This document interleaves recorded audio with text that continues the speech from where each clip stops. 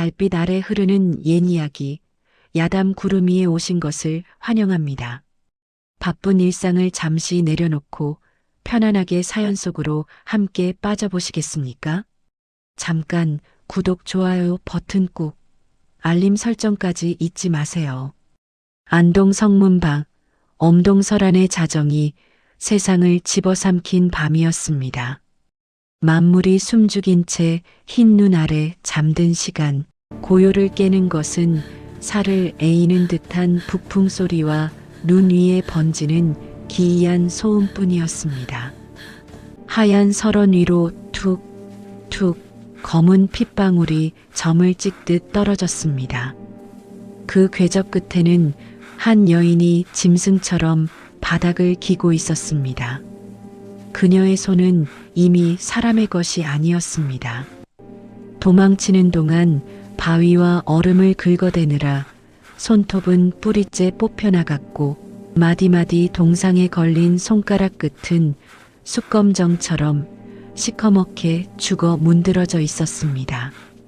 한때 꽃이라 불렸던 꽃분이, 그러나 이제 그녀의 이름을 아는 이는 세상에 없었고 오직 사냥감을 쫓는 포식자들의 광기만이 그녀의 뒤를 밟고 있었습니다. 어딜 가느냐? 이 고약한 년! 내 아비가 진 빚이 산더미건을 감히 어디라고 도망을 쳐! 설원을 가르는 추노꾼들의 횃불이 붉은 뱀처럼 너울거렸고 그들의 소름 끼치는 웃음소리가 꽃분이의 등 뒤를 날카롭게 파고들었습니다. 꽃분이는 이제 마지막 힘을 잃고 눈밭에 엎드려 절망적인 눈으로 시린 하늘을 보았습니다. 꽃분이는 여기서 이렇게 죽는구나 싶은 찰나 그녀의 시야 위로 거대한 산맥 같은 그림자가 드리워졌습니다. 바위처럼 단단한 어깨를 가진 사내, 최부자 댁의 15년차 머슴 바오였습니다. 바오는 꽃분이를 쫓는 추노군들 앞에서도 미동조차 하지 않았습니다. 그는 투박한 손으로 거칠게 자신의 누비옷을 벗더니 피와 눈물로 범벅이 된 여인을 소중히 감싸 안았습니다.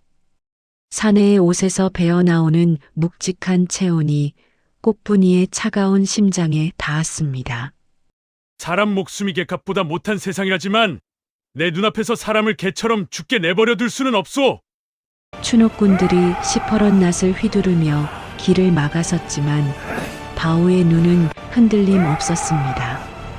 그는 평생 장작을 패며 다져진 무쇠 같은 팔뚝으로 그들의 위협을 단칼에 막아섰습니다.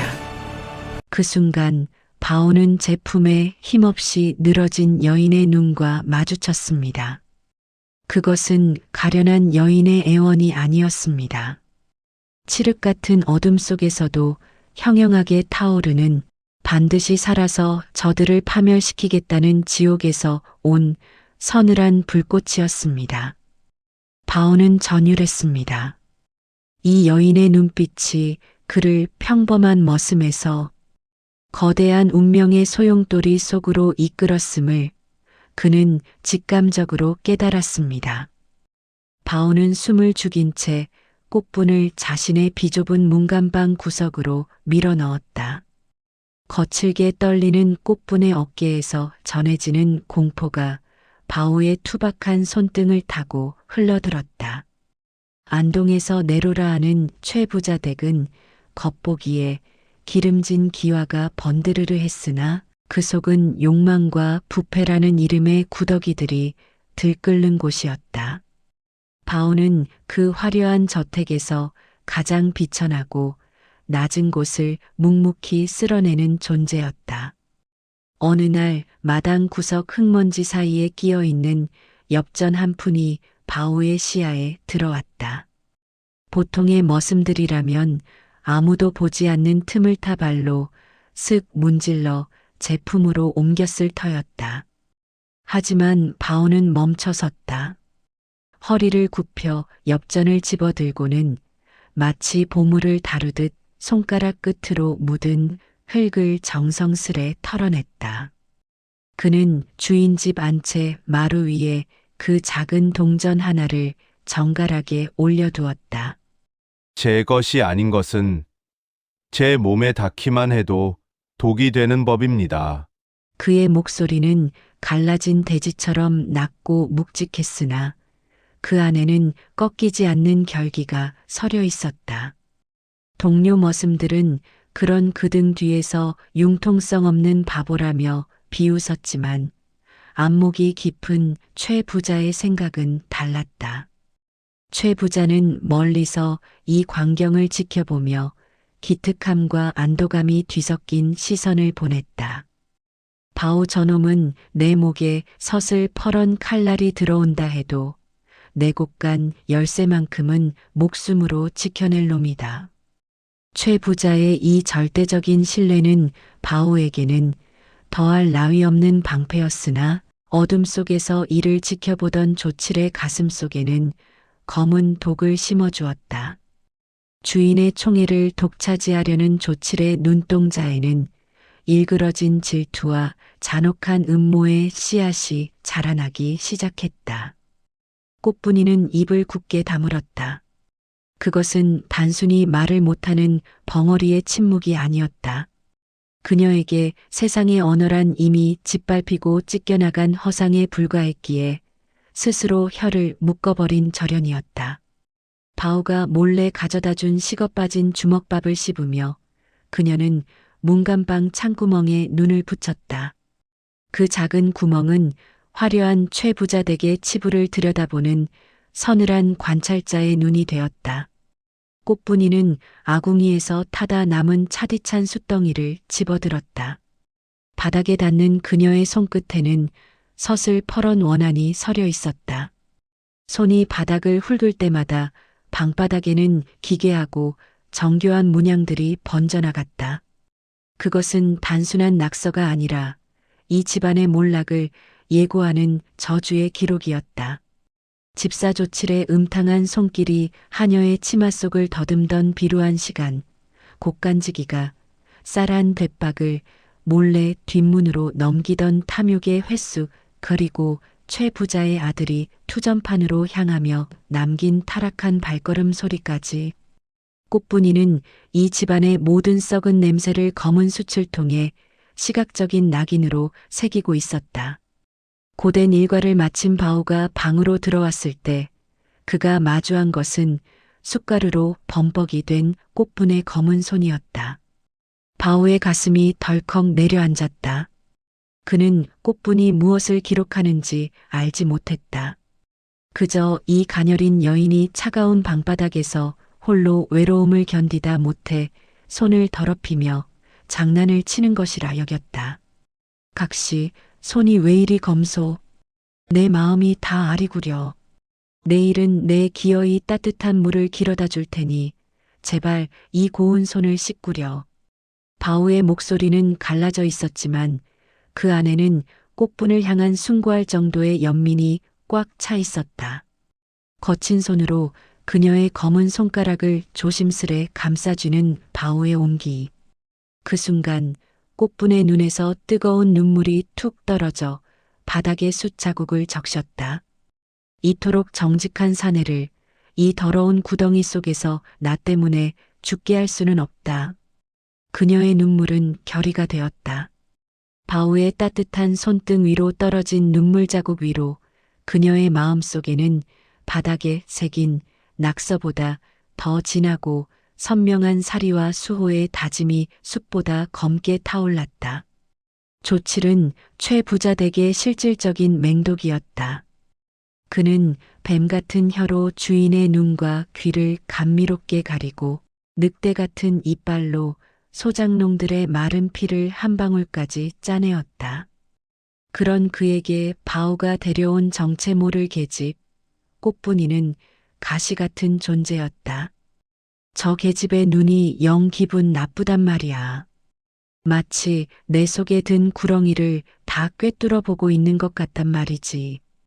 조칠은 알 수 없는 소름에 몸을 떨며 꽃분이를 향한 혐오와 불쾌감을 노골적으로 드러냈다. 그는 자신의 우월함을 확인받고 싶다는 듯 보란 듯이 바오와 꽃분이 앞에서 추악한 만행을 펼쳐 보였다. 쌀가마니에 마른 모래를 섞으며 양을 부풀리고 주인의 눈을 속여 인장을 위조해 비옥한 땅을 제 주머니로 팔아치웠다.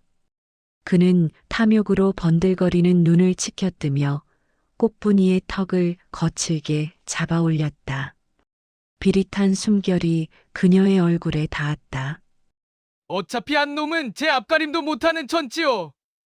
한 놈은 혀 잘린 벙어리니 내일이 내놓고 만행을 저지른들 누가 세상 밖으로 비명을 질러주겠느냐? 조칠은 승리감에 취해 비열한 웃음을 터뜨렸다. 하지만 꽃분이는 그 모욕적인 손길 아래에서도 눈동자조차 흔들리지 않았다. 그녀는 폭풍 전야의 바다처럼 고요한 눈으로 조칠의 모든 것을 해체하고 있었다. 조칠의 눈가에 난 미세한 흉터의 굴곡, 위조 인장이 종이 위에 남기는 비정상적인 문양, 그가 탐욕을 부릴 때마다 실룩거리는 입술의 떨림까지.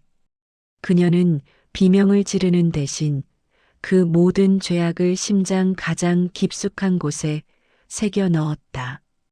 조칠이 비웃으며 물러간 자리, 꽃분이는 차가운 방바닥에 앉아 다시 숯을 쥐었다. 그녀의 손끝에서 그려지는 것은 단순한 낙서가 아니었다. 그것은 조칠의 목을 조를 보이지 않는 밧줄이었고 바오를 지키기 위해 피로 쓴 심판의 기록이었다. 숟가루가 손톱 밑으로 파고들어 살을 파고드는 고통조차 느껴지지 않을 만큼 그녀의 눈빛은 밤의 어둠보다 더 짙고 서늘하게 타오르고 있었다.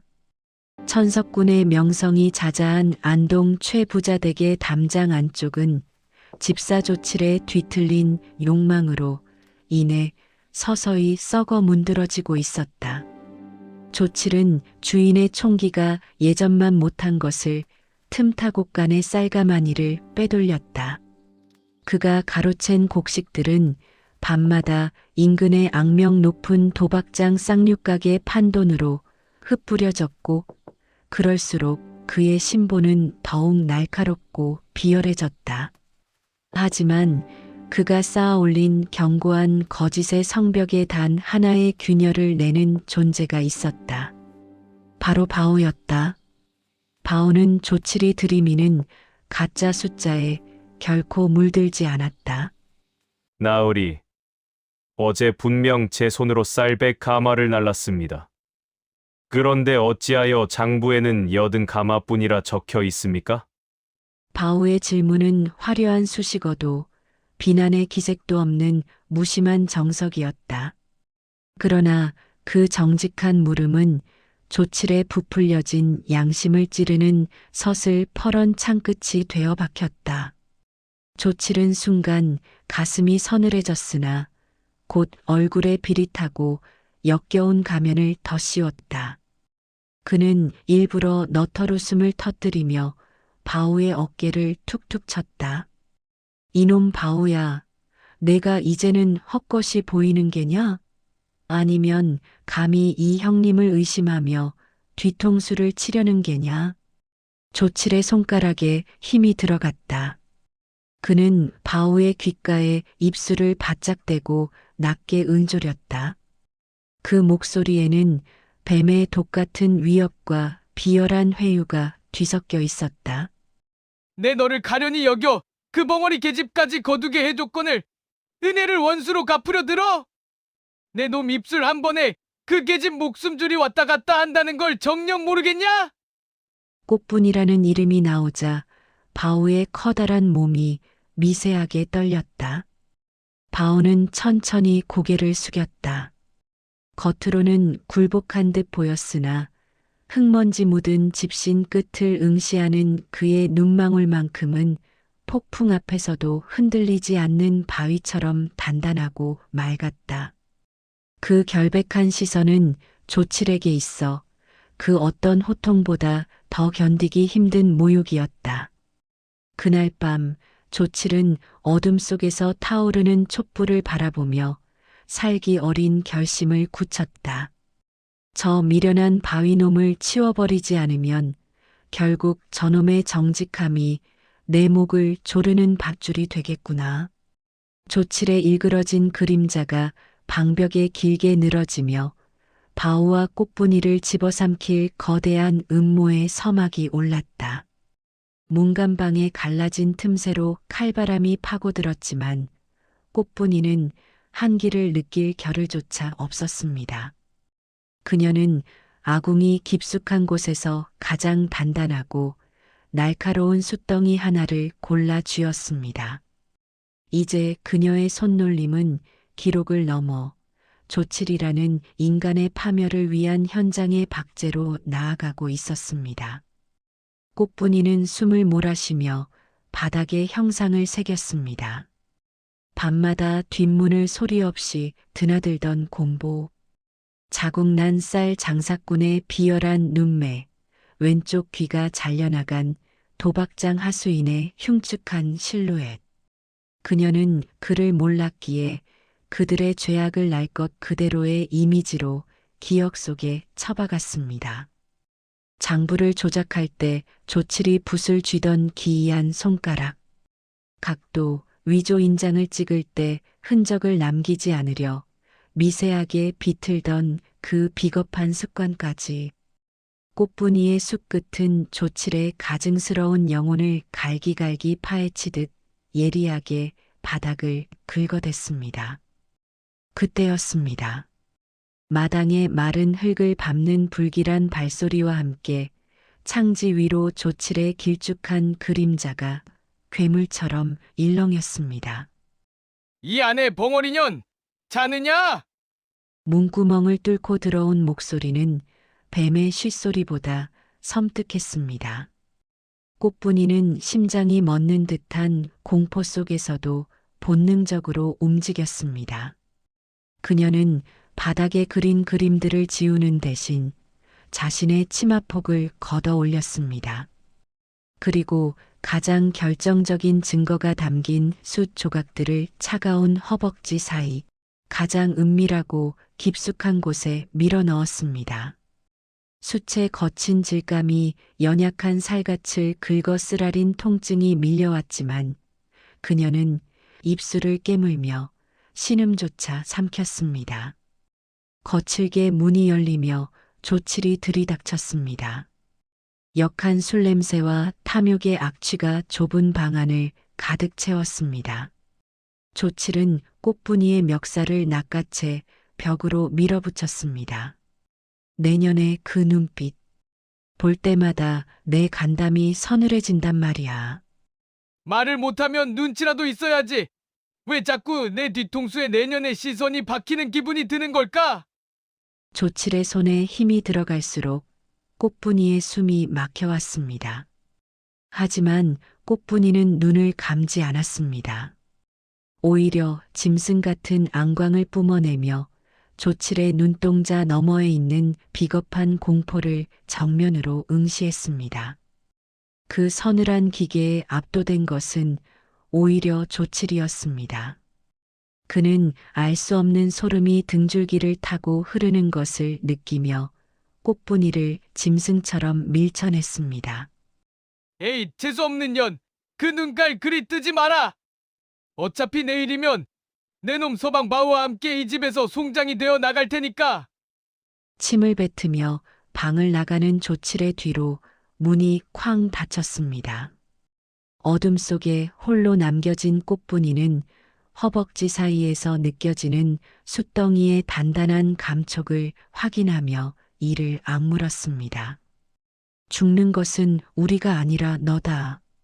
그녀의 눈물은 이제 슬픔이 아닌 내일의 심판을 기다리는 검은 도끼가 되어 바닥을 적셨습니다. 최부자댁의 공기는 평소와 달랐다. 안채에서 터져나온 비명은 날카로운 비수처럼 고요한 아침을 갈랐다. 가문의 상징이자 임금의 하사품인 황금 거북이가 사라진 것이다. 집안은 순식간에 아수라장이 되었고 충격을 이기지 못한 최 부자는 뒷목을 잡으며 쓰러졌다. 조칠은 이 혼란을 기다렸다는 듯 포교들을 이끌고 마당으로 나섰다. 그의 입가에는 미세한 경련처럼 비열한 만족감이 스쳐 지나갔다. 저놈이다. 내 어젯밤 이 집 담벼락을 넘는 검은 그림자를 보았느니라. 저놈이다. 조칠의 손가락이 가리킨 곳은 문간방 앞에 얼어붙어 있던 저놈이다. 바오였다. 바오는 벼락이라도 맞은 듯 무릎을 꿇었다. 거친 손바닥을 비비며 억울함을 토해냈지만 조칠의 서늘한 눈빛은 이미 바오의 목숨을 단죄하고 있었다. 어르신, 저는 평생 남의 물건에 손을 댄 적이 없습니다. 제발 살려주십시오. 바오의 절규를 비웃듯 조칠은 포교들에게 손짓했다. 들이닥친 포교들이 바오의 누추한 방 장판을 거칠게 걷어냈다. 그 순간 어두컴컴한 흙바닥 사이에서 이질적인 금빛이 번뜩였다.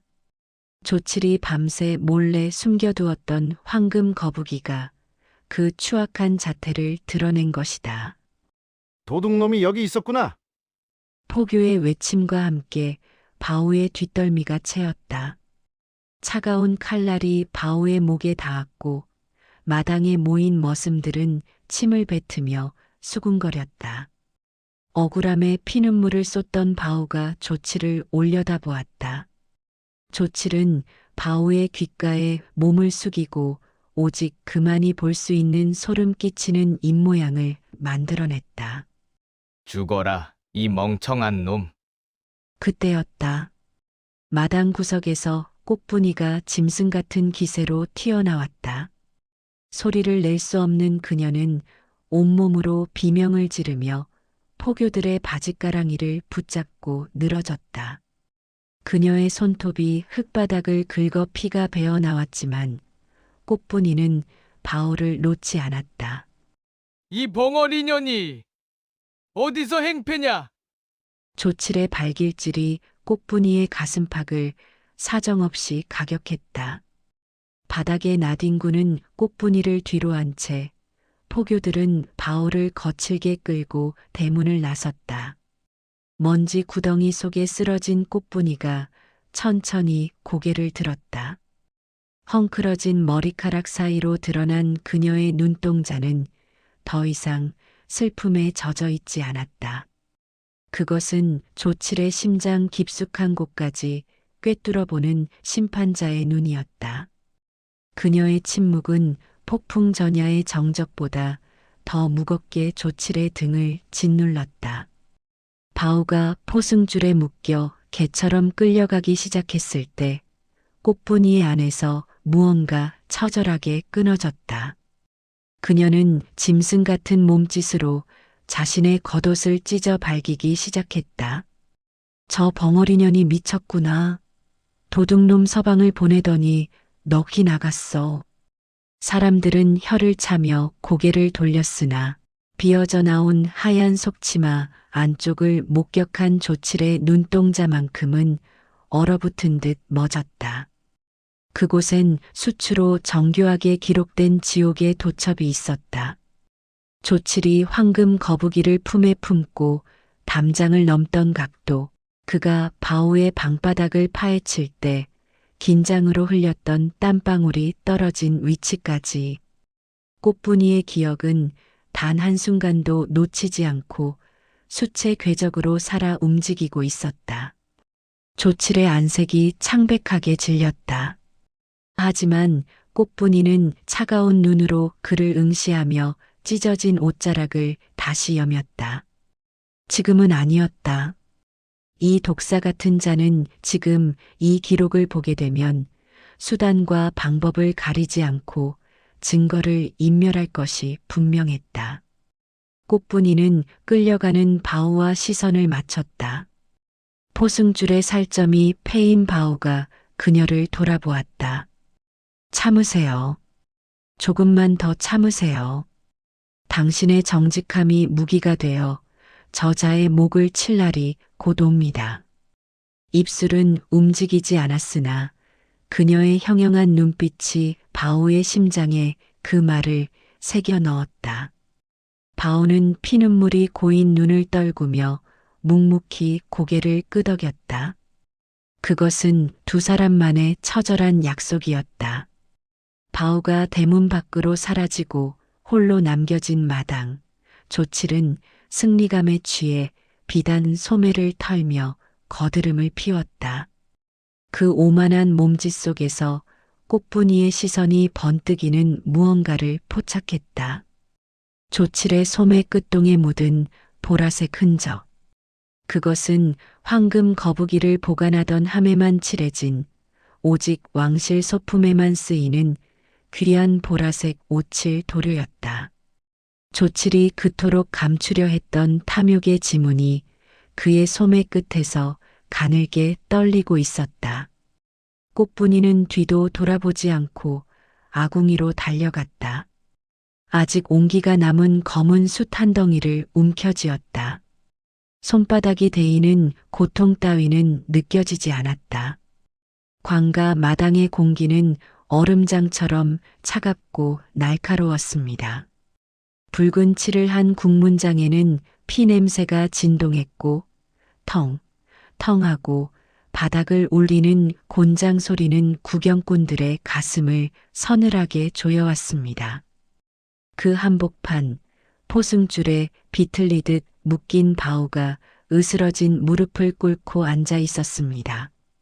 상석에 앉은 사또의 눈매가 칼날처럼 번뜩였습니다. 그 곁에서 조칠은 마치 정의의 사도라도 된 양 가슴을 펴고 바오를 굽어보았습니다. 그의 눈동자 속에는 이미 승리를 확신한 포식자의 잔혹함이 일렁이고 있었습니다. 내 이놈 바오야. 최부자 댁에서 15년을 머슴으로 살며 주인의 은혜를 입었거늘 가보인 황금 거북이를 훔친 죄를 끝까지 부정할 셈이냐? 사또의 불호령이 떨어지자 바오가 힘겹게 고개를 들었습니다. 매질에 터진 입술 사이로 핏물이 울컥 쏟아졌습니다. 바오는 흐릿해지는 정신을 붙잡으며 평생을 지켜온 자신의 유일한 자존심을 토해냈습니다. 사또 나으리, 저는 죽어서 귀신이 되어도 훔치지 않았습니다. 제 손은 장작을 패고 길바닥을 만지는 법만 알지 주인 어른의 보물에 손을 뻗는 법은 배우지 못했습니다. 그의 목소리는 형편없이 떨렸으나 그 안에는 흙탕물 속에서도 더럽혀지지 않는 연꽃 같은 결백함이 서려 있었습니다.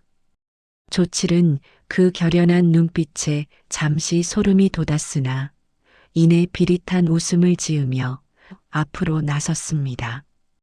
사또, 보십시오. 저놈은 저리도 낯가죽이 두껍습니다. 평소에도 정직한 척 가식을 떨며 주인의 눈을 가리더니 이제는 천지신명까지 속이려 듭니다. 제 눈으로 똑똑히 보았습니다. 저놈의 비루한 망바닥 밑에서 황금 거북이가 기어 나오는 것을요. 당장 저놈의 다리를 문질러서라도 진실을 토해내게 하소서. 조칠의 목소리에는 승리감에 도취된 비열한 환희가 섞여 있었습니다. 구경하던 마을 사람들도 사람 속은 모르는 법이지 바보인 줄 알았더니 대도였네라며 바오를 향해 독설을 내뱉었습니다. 바오의 정직했던 세계가 무너져 내리고 있었습니다. 자신의 진심이 누구에게도 닿지 않는다는 절망감이 육체의 고통보다 더 깊게 그를 파고들었습니다. 바오의 고개가 힘없이 꺾이려던 그 찰나 정적을 깨뜨리는 거친 마찰음과 함께 관아의 붉은 정문이 부서질 듯 열렸습니다. 먼지 구름을 뚫고 한 여인이 난입했습니다. 꽃분이었습니다. 그녀의 맨발은 흙투성이가 되어 피가 맺혀 있었고 흐트러진 머리카락 사이로 타오르는 눈동자는 마치 지옥에서 돌아온 심판자와도 같았습니다. 그녀의 등장에 조칠의 비열한 웃음이 순식간에 경련으로 변하기 시작했습니다. 광가 마당의 살벌한 공기가 꽃분이의 등장으로 얼어붙었습니다. 포졸들이 창을 겨누며 그녀를 가로막으려 했으나 꽃분이의 눈에 서린 서슬 퍼런 안광에 압도되어 주춤거렸습니다. 그녀는 사또의 발치까지 거침없이 걸어가 어깨에 메고 있던 커다란 보찜을 바닥에 내동댕이 쳤습니다. 퍼석 하는 소리와 함께 매듭이 풀리자 그 안에서 해진 종이 쪼가리와 썩은 나무 판자 그리고 누더기 넝마들이 폭포처럼 쏟아져 나왔습니다. 그 볼품없는 쓰레기들 위에는 오직 처절한 증오와 치밀한 관찰로 벼려낸 검은 수채 기록들이 빼곡히 박제되어 있었습니다. 조칠은 등줄기에 식은땀이 흐르는 것을 느끼며 악을 썼습니다. 이 미친년이 여기가 어디라고 감히! 여봐라! 당장 이 벙어리 년을 끌어내 장형에 처해라! 하지만 사또는 조칠의 비명 섞인 소란을 무시한 채 바닥에 떨어진 나무 판자 하나를 집어들었습니다. 그의 눈이 가늘게 떨렸습니다. 잠깐! 이 그림 속에 담긴 기운이 예사롭지 않구나. 벙어리라더니 이 수채 필체에 담긴 원한이 내 귀에까지 들리는 듯하도다. 이것이 무엇을 뜻하느냐? 꽃분이는 대답 대신 피 맺힌 맨발로 바닥을 딛고 서서 그림들을 하나씩 펼치기 시작했습니다. 그것은 소리 없는 여인이 세상에 터뜨리는 가장 거대한 함성이었습니다. 첫 번째 기록, 달빛조차 숨어버린 금은밤, 조칠이 최 부자의 서재 창문을 칼끝으로 비틀어 여는 장면. 조칠 특유의 구부정한 등과 범죄를 앞둔 짐승의 발걸음이 소름 끼치도록 생생하게 묘사되어 있었습니다. 두 번째 기록 조칠이 품속에서 찬란한 황금, 거북이를 꺼내 잠든 바오의 문간방 장판 밑으로 밀어넣는 장면. 그림 속 조칠의 손등에는 실제 그가 가진 징그러운 검버섯까지 정밀하게 새겨져 있어 보는 이로 하여금 경악을 금치 못하게 했습니다. 세 번째 기록 범행 직후 자신의 옷소매에 묻은 거북이 함의 보라색, 오칠 안료를 황급히 닦아내며 비열하게 웃는 조칠의 옆얼굴. 조칠의 안색은 이제 흙빛을 넘어 시체처럼 창백해졌습니다. 그는 미친 사람처럼 팔을 휘두르며 그림들을 짓밟으려 했습니다. 이것은 조작입니다. 글자 한자 모르는 저 미천한 벙어리 년이 저를 음해하려 그린 악의적인 낙서일 뿐입니다. 사또 나으리, 속지 마소서. 조칠의 목소리는 공포에 질려 쇳소리가 섞여 나왔습니다. 그러나 이미 관중석의 술렁임은 비난에서 경악으로 바뀌어 있었고 무릎을 꿇고 있던 바오는 고개를 들어 꽃분이를 바라보았습니다. 꽃분이는 자신을 멸시하던 조칠을 향해 천천히 손가락을 치켜들었습니다. 그녀의 눈에 고인 눈물은 이제 슬픔이 아니라 악인의 심장을 꿰뚫는 검은 화살이 되어 빛나고 있었습니다. 광가 마당의 공기는 이제 조칠의 비명 섞인 변명이 아니라 진실이 목을 죄어오는 서늘한 정적으로 가득 찼습니다. 사또는 꽃분이의 그림 속 보라색 얼룩과 조칠의 얼굴을 서서히 번갈아 보았습니다. 그 시선은 마치 죄인의 심장을 해부하는 칼날 같았습니다. 조 집사, 내 옷소매를 한번 보자꾸나. 사또의 낮은 음성이 떨어지자 조칠의 눈동자가 갈 곳을 잃고 거칠게 흔들렸습니다. 그는 본능적으로 소매를 뒤로 감추며 뒷걸음질 쳤습니다. 사또, 어찌 저 미천하고 미친년이 휘갈긴 그림 한 장에 이 평생을 바쳐 충성해온 저를 의심하십니까? 이것은 모함입니다. 그때였습니다. 줄곧 침묵을 지키던 꽃분이가 짐승 같은 기세로 조치를 향해 몸을 날렸습니다. 벙어리 냉가슴 앓듯 쌓아온 수개월의 울분이 폭발하는 순간이었습니다. 조칠은 비명을 지르며 그녀를 거칠게 밀쳐냈으나 꽃분이의 손끝은 이미 그의 오른쪽 소매를 낚아채 밖으로 끌어낸 뒤였습니다. 사또가 조칠의 소매 안쪽을 샅샅이 뒤집자 그곳엔 미처 다 지우지 못한 희미하고도 기이한 보라색 얼룩이 낙인처럼 박혀 있었습니다. 그것은 안동 땅 어디에서도 구할 수 없는 최부자댁 황금 거북이 보관함에만 쓰인 특수 안료였습니다. 사또의 눈이 서슬 퍼렇게 번뜩였습니다. 조 집사, 이것은 무엇이냐? 제 집의 그림 속에 그려진 위치와 털끝만큼의 오차도 없이 정확히 일치하는구나. 내 놈의 소매가 어찌하여 주인댁 보물함의 속사를 기억하고 있단 말이냐? 조칠은 사시나무 떨듯 무릎을 떨며 바닥에 엎드렸습니다. 하지만 꽃분이는 자비를 베풀 생각이 없었습니다. 그녀는 마지막 힘을 쥐어짜듯 치마 안쪽에서 가장 깊숙이 숨겨두었던 마지막 종이 한 장을 사또 앞에 바쳤습니다. 그것은 그림이라기보다 차라리 피로 쓴 지도에 가까웠습니다. 조칠이 그동안 빼돌린 곡식과 재물의 원본 장부를 숨겨둔 비밀 장독대의 위치, 최부자댁 뒷마당, 늙은 고목 나무 아래 놓인 세 번째 장독대. 꽃분이는 엎드린 조치를 내려다보며 생전 처음으로 목구멍을 뚫고 나오는 거친 쇳소리를 내뱉었습니다. 아, 아, 말은 되지 못했으나 그것은 조칠의 모든 탐욕을 무너뜨리는 심판의 포효였습니다. 바닥에 쓰러진 바오는 그 처절한 소리를 들으며 꽃분에 검게 물든 손을 바라보았습니다. 자신을 지키기 위해 그 가녀린 손으로 숫덩이를 쥐고 어둠을 기록했을 그녀의 고통이 전해져 바오의 눈에선 뜨거운 참회의 눈물이 왈칵 쏟아졌습니다. 이제 조칠의 위세는 온데간데 없고 광가 마당에는 오직 죄인의 비참한 흐느낌과 진실을 밝힌 여인의 서늘한 승리만이 감돌고 있었습니다. 광가 마당을 가득 채웠던 소라는 포졸들이 들이민 이중 장부와 은괴 뭉치들 앞에 싸늘한 정적으로 변했습니다. 그것은 조칠이 쌓아 올린 탐욕의 성벽이 무너져 내리는 파열음이기도 했습니다. 모든 퇴로가 막혔음을 깨달은 조칠의 눈에 광기가 서렸습니다.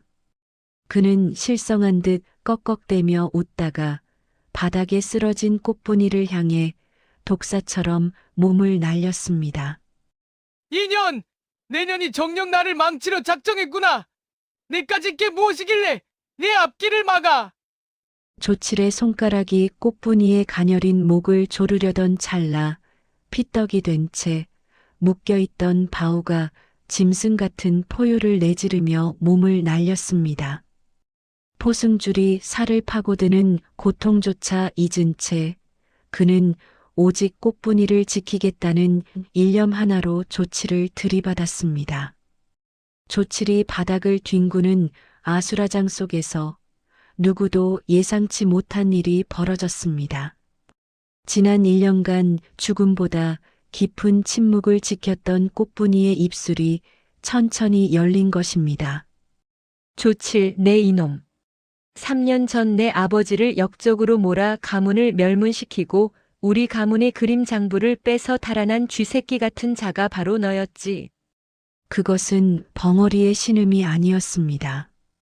억눌린 세월을 뚫고 나온 목소리는 서늘한 얼음장 같았고 고결한 화원의 딸로서 지녀온 위엄이 서려 있었습니다. 내가 잊은 모양이다만 화원의 딸은 눈으로 본 죄악을 절대 잊지 않는 법이다. 숱한 조각만 있어도 내 놈의 추악한 영혼을 박제할 수 있다는 사실을 이제야 깨달았느냐? 관중석은 찬물을 끼얹은 듯 고요해졌습니다. 그녀는 말을 잃은 가련한 여인이 아니었습니다. 원수의 발밑에서 가장 낮은 곳을 자처하며 가장 완벽한 파멸의 순간을 위해 숫덩이를 깎아온 집요한 기록자였습니다. 사또는 장부를 살핀 후 추상 같은 호령을 내렸습니다. 죄인 조칠은 주인을 기만하고 무고한 일을 헤아려 하였으며 과거의 대죄까지 만천하에 드러났으니 즉시 하옥하라. 가산을 몰수하여 피해자들에게 돌려주고 대역죄로 다스릴 것이다. 그리고 바오는 즉각 포승을 풀고 석방하라. 포졸들에게 끌려가는 조칠의 비명소리가 멀어질 때쯤 바오와 꽃분이는 서로를 마주 보았습니다. 피로 얼룩진 바오의 얼굴 위로 숯검정이 가득 묻은 꽃분이의 고운 손이 닿았습니다. 바오 나으리, 저 때문에 죽을 고비를 넘기게 해서 미안합니다. 아니요, 각시. 당신이 나를 살렸소. 이 못난 바보를 말이오. 바오는 떨리는 손으로 꽃분이의 검은 손을 꼭 잡았습니다. 거칠고 투박한 사내의 손과 숟가루로 거칠어진 여인의 손이 맞닿은 그 순간 그들의 억울함과 상처는 비로소 치유되기 시작했습니다. 안동의 하늘은 눈부시게 푸르렀고 정직한 자들이 흘리는 눈물은 이제 더 이상 쓰디쓴 절망이 아닌 새로운 삶을 향한 맑은 강물이 되어 흐르고 있었습니다. 조칠의 최후는 그가 쌓아온 악의 높이만큼이나 가팔랐습니다. 그가 그토록 맹목적으로 갈망하던 재물은 관가에 몰수되어 그가 핍박하던 가난한 소장농들의 빈속을 채울 황곡으로 돌아갔습니다.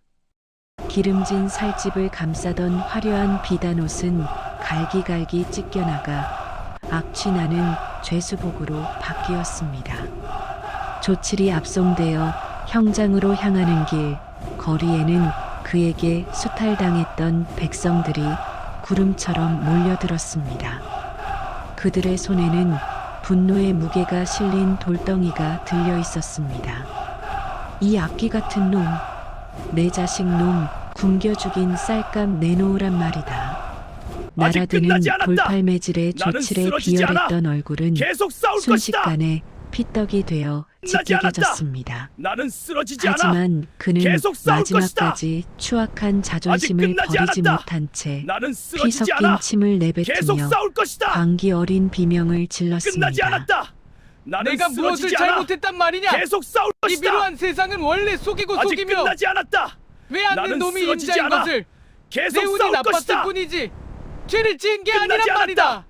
나는 쓰러지지 조칠은 않아. 제 뼈를 계속 깎는 싸울 반성 것이다. 대신 세상을 아직 향한 끝나지 저주를 않았다. 택했습니다. 나는 쓰러지지 않아. 그러나 계속 그를 싸울 바라보는 것이다. 사람들의 눈빛에는 아직 끝나지 않았다. 분노를 넘어선 나는 싸늘한 쓰러지지 않아. 경멸만이 계속 싸울 것이다. 가득했습니다.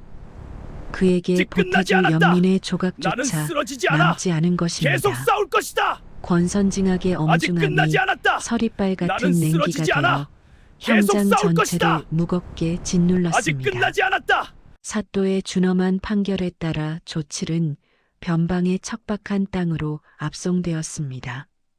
평생 자신이 바보라 비웃고 발가락 사이의 때만큼도 여기지 않았던 낮은 자들.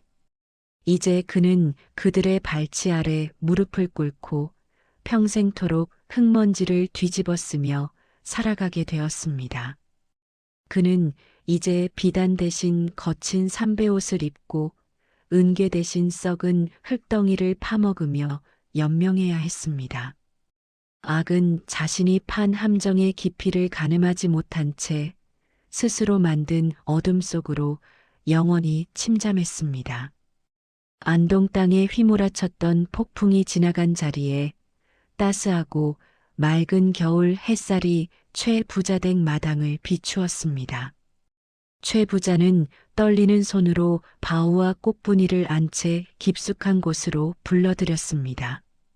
그는 자신의 눈을 가렸던 탐욕의 가림막을 걷어내준 두 사람을 향해 평생 느껴보지 못한 깊은 부끄러움과 경외심을 동시에 느꼈습니다. 최 부자는 탁자 위에 황금빛 인장과 곡간의 문서를 올려두며 입을 열었습니다. 그의 목소리는 세월의 무게만큼이나 젖어 있었습니다. 바우야, 그리고 꽃분아, 너희가 아니었다면 내 가문은 진즉의 껍데기만 남은 채 풍비박산났을 것이다. 내 부끄러움을 씻고 감사의 마음을 전하고 싶구나. 꽃간의 절반과 안동 시내에서 가장 번듯한 기와집을 내줄 터이니 이제는 머슴의 옷을 벗고 남부럽지 않은 양반처럼 살아보려무나. 그것은 누구나 일생에 단 한 번 꿈꿀 법한 거대한 행운이었습니다. 그러나 바오는 흔들림 없는 눈빛으로 최 부자를 바라보았습니다. 그는 거친 삼배 소매를 여미며 조용히 그러나 단단한 목소리로 고개를 저었습니다. 어르신, 저는 그저 제 할 일을 했을 뿐입니다. 15년 전 갈 곳 없는 저를 거두어 주신 은혜만으로도 제 가슴속 곳간은 이미 넘치도록 가득 차 있습니다. 과한 재물은 사람의 눈을 멀게 하고 마음을 썩게 한다는 것을 조칠의 비참한 끝을 보며 뼈저리게 배웠습니다. 저는 그저 흙을 만지며 정직하게 땀 흘리는 지금의 제가 가장 편안합니다. 바오의 곁에서 그를 지켜보던 꽃분이 역시 고개를 끄덕였습니다. 숟가루가 말끔히 씻겨나간 그녀의 하얀 손은 이제 떨리지 않았습니다. 그녀는 바오의 투박한 손등 위에 자신의 손을 포개며 봄바람처럼 부드러운 목소리를 보탰습니다. 재물은 고인 물과 같아 머무르면 반드시 썩기 마련입니다. 저희에게 필요한 것은 화려한 기와집이 아닙니다. 그저 저희의 정직함이 발을 딛고 설 수 있는 한 뼘의 땅과 서로의 눈을 온전히 맞출 수 있는 평온한 시간만 있다면 그것으로 충분합니다. 두 사람의 손은 비단처럼 매끄럽지는 않았지만 세상 그 어떤 보석보다 찬란하게 빛나고 있었습니다. 최 부자는 두 사람의 청렴한 기계에 압도되어 한동안 말을 잇지 못하다가 결국 참았던 눈시울을 붉히고 말았습니다. 그날 최 부자 댁 가솔들은 보았습니다. 진정한 부유함이란 곳간에 쌓인 쌀가마니의 숫자가 아니라 비바람 앞에서도 꺾이지 않는 양심의 무게가 얼마나 당당한가에 달려 있다는 것을. 황금 거북이는 주인의 품으로 돌아갔으나 그보다 더 귀한 사람의 진심이 안동 땅 곳곳에 숲보다 진한 향기로 퍼져나가고 있었습니다.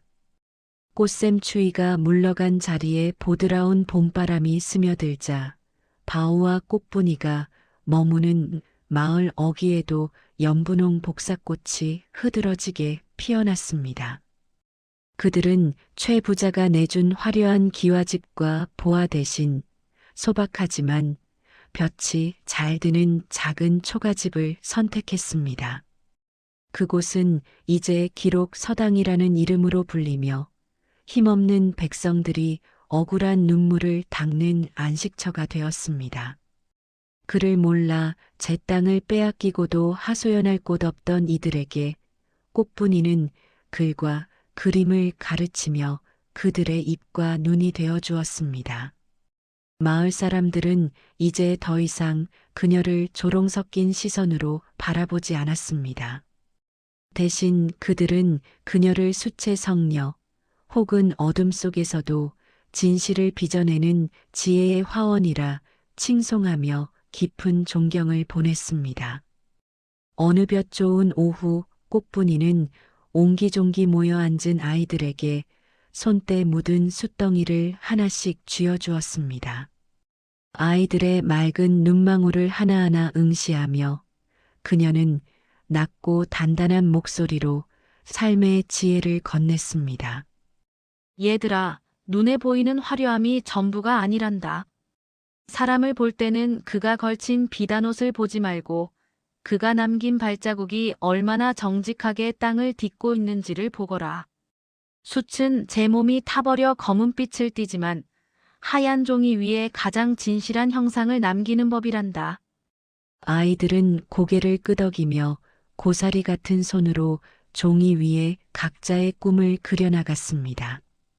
그 곁에서 봐오는 아이들이 추울세라 부지런히 장작을 패고 마당에 떨어진 꽃잎들을 비로 쓸어내며 허허 하고 너털웃음을 터뜨렸습니다. 세상은 여전히 험하고 요지경이었으나 바오의 우직한 정직함은 이제 마을 전체를 지탱하는 든든한 자부심이 되었습니다. 해질녘 바오와 꽃분이는 서로의 손을 맞잡고 노을 지는 들판을 바라보았습니다. 꽃분이의 손등에 묻은 옅은 숯가루는 더 이상 고통의 흔적이 아닌 가장 고결한 삶의 훈장이었습니다. 그들은 알고 있었습니다. 정직하게 땀 흘려 가꾼 이 작은 평화가 세상 그 어떤 황금 거북이보다 값진 보물이라는 사실을 말입니다.